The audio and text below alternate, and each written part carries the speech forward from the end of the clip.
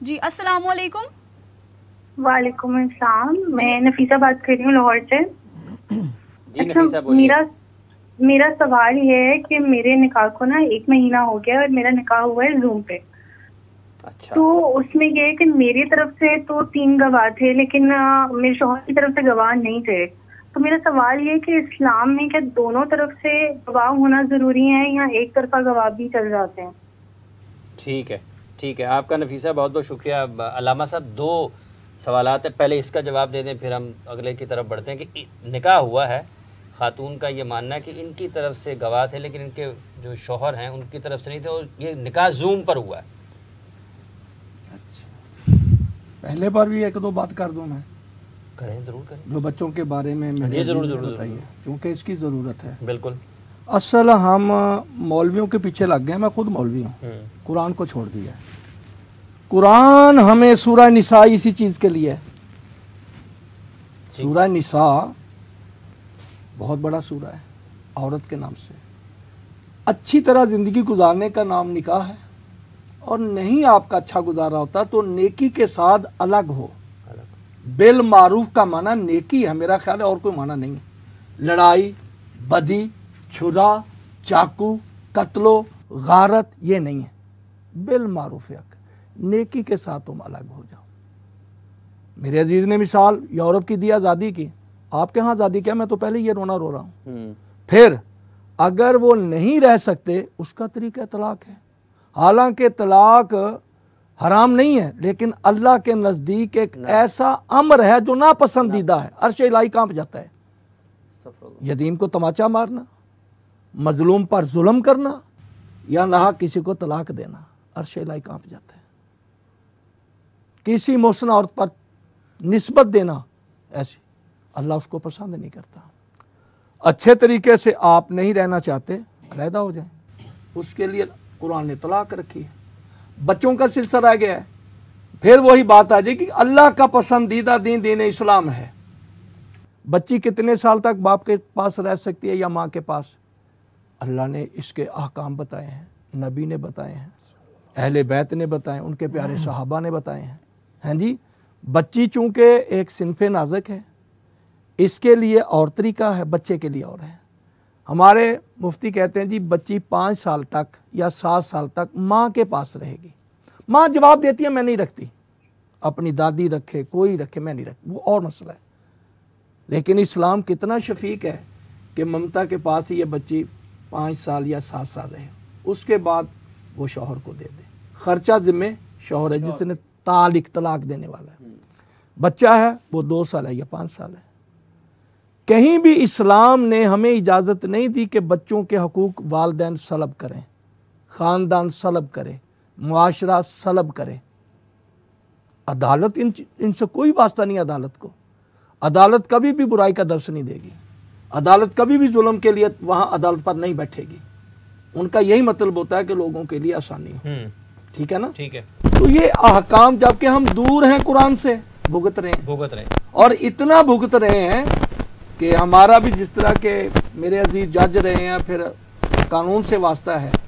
یہ جو ہم مولوی ہوتے ہیں نا, ہمارا یہ دین ہی سب سے بڑا قانون ہے. ہم سے زیادہ قوانین کوئی نہیں جانتا, اور بات ہم تک ہی آتی ہے جب بھی آتی ہے. تو ہمیں بھی چاہیے نا کہ ایسا, پہلی بات ہے جب بنیاد ہی غلط ہے, وہ بچی کہہ رہی ہے میں نے چھپ کر نکاح کر لیا. بھائی جب تو عاقلہ بالغہ راشدہ پڑھی لکھی ہے تو ماں باپ سے کہتے ہوئے تیری زبان پر چھالے پڑتے ہیں, اور چیزوں میں آپ مدد لے لیتے ہیں اپنی فرمائشیں پوری کرنے کے لیے, اس میں بھی کر لیتے, وہ تیرے اوپر جبر نہ کرتے, عزت کے ساتھ بھیج دیتے, خاندانوں میں لڑائی نہ پڑتی. اب یہ جو پنجابی میں نکل کے گئی ہے, یہ آپ نے بنیاد ایسی رکھی ہے قتل و غارت, ظلم, استبداد, جبر, 2 خاندان, پھر 2 قبیلے, چلتے چلتے بڑی دور چل جاتی ہے بات. بچے کو یہ سوچنا چاہیے کہ میں نے تعلیم کس لیے حاصل کی ہے. اکثر بچوں کا مقصد ہوتا ہے جی میں اتنا پڑھ کر نوکر لگوں گا, وہ نوکری رہتا ہے, نوکر بن کر بھی نوکری ہوتا ہے, اس کا ذہنی نوکر ہوتا ہے. تعلیم حاصل کی جاتی ہے بسم اللہ الرحمن الرحیم, وَوَالَّذِي بَعَثَ فِي الْأُمِّيِّينَ رَسُولًا مِّنْهُمْ يَتْلُو عَلَيْهِمْ آيَاتِهِ وَيُزَكِّيهِمْ وَيُعَلِّمُهُمُ الْكِتَابَ وَالْحِكْمَةَ. یہ قرآن پڑھو تعلیم کے لیے، تزکیہ نفس کے لیے، ہمارے پاس یہ نہیں ہے۔ تعلیم تو ہمیں اپنی تربیت کے لیے حاصل کرنی چاہیے، ہاں جی، تو ہم کدھر چلے جاتے ہیں؟ یہ دوری ہے قرآن سے، یہ دوری ہے دین حق سے، اور پھر اس کی تعویلیں کی جاتی ہیں۔ آپ آئین اسلام کے تحت لڑکی اگر نہیں رہنا چاہتی تو اس کو خلا کا اختیار ہے، وہ خلا لے سکتی ہے۔ اگر مرد دے سکتا ہے طلاق تو عورت کو خلا کا اختیار ہے۔ خلا کے بھی احکام ہیں، پھر بچے کے بھی احکام ہیں، بچی کے بھی احکام ہیں۔ ہم وکلا عدالتوں کچہری میں جا کر لاکھوں روپیہ حرام کریں گے؟ بھئی آپ قرآن کھول کر مفتیان سے بیٹھے جی یہ مسئلہ ہے، ہم نہیں رہنا چاہتے، اس کا کیا علماء بتائیں گے، بچے ہیں اس کے لیے بتائیں گے۔ اگر ایسے ہو جائے، اب میں مثال دوں گا تو کسی کو غصہ آ جائے گا کہ طلاق بھی ہو گیا، بچوں پر بھی شفقت ہو رہی ہے۔ اسلام نے کب روکا بچوں پر شفقت نہ ہو؟ بلکہ جتنا عرصہ وہ بچی کو دودھ پلاتی ہے یا پرورش کرتی ہے، مرد پر واجب ہے اس کا نان و نفقہ، حتیٰ کہ طلاق بھی دے دیا 3 ماہ تک حکم ہے وہ شوہر کے گھر میں رہے، حکم ہے وہ مرد جو ہے اس کو نان و نفقہ بھی دے۔ لیکن ہمارے ہاں کیا ہوتا ہے؟ یہ سب دوری ہے بنیادی طور پر وہ جس کو اللہ تعالیٰ نے دین اسلام کہا تھا، اسے دوری کا نتیجہ جو ہم بھگت رہے ہیں معاشرہ میں۔ صاحب خان صاحب جیسے بھی ایک سوال ہوا تھا کہ زوم پر نکاح ہوا ہے، یہ بچوں کی ملاقات بھی زوم پر والدین کے ساتھ ہو سکتی ہے جی، لیکن زوم پہ ملاقات اور وہاں پہ فزیکل جو آپ کی میٹنگ ہے اس کا ایک اور افیکٹ ہے۔ آپ کسی کو ٹی وی پہ دیکھ لیں یا اس کو ویسے مل لیں، ماں باپ جب تک بچوں کو پکڑے نہ پیار نہ کریں تو اس کا ایفیکٹ ہی نہیں آتا۔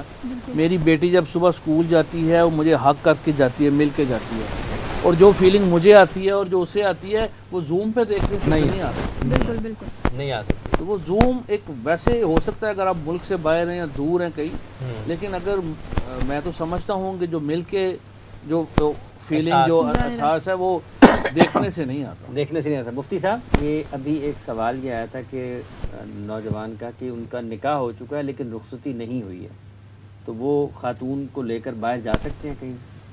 نکاح ہو گیا، رخصتی نہیں ہوئی، تو جب ایک خاتون نکاح میں آ گئی تو اب اس کی بیوی ہے، ٹھیک ہے، اس کو علیحدگی میں مل سکتا ہے، اس کے پاس جا سکتا ہے۔ لیکن یہ بات یاد رکھیں کہ اللہ نہ کرے کبھی بھی کہ اگر بعد میں کوئی طلاق والا معاملہ ہو گیا تو پھر نہ کچھ مسائل جو ہے نا ان سے پھر سامنا کرنا پڑتا ہے۔ مثلا اگر صرف نکاح ہوا تھا، اللہ نہ کرے بعد میں طلاق ہو گئی، تو اگر تو ان کی کبھی ملاقات ہوئی نہیں تھی تو احکام ہو رہے ہیں، اور اگر کبھی زندگی میں علیحدگی میں اتنی ملاقات ہوئی کہ جتنی ملاقات کے اندر میاں بیوی جس طرح رہتے ہیں اتنا وقت اگر گزر گیا تو پھر احکام اور ہوں گے۔ تو اس لیے بہتر یہی ہوتا ہے کہ نکاح ہو گیا تو بھئی رخصتی لو ان سے، یہ کیا ضرورت ہے نکاح کر کے تو وہ اپنے گھر بیٹھی ہیں، یہ اپنے گھر۔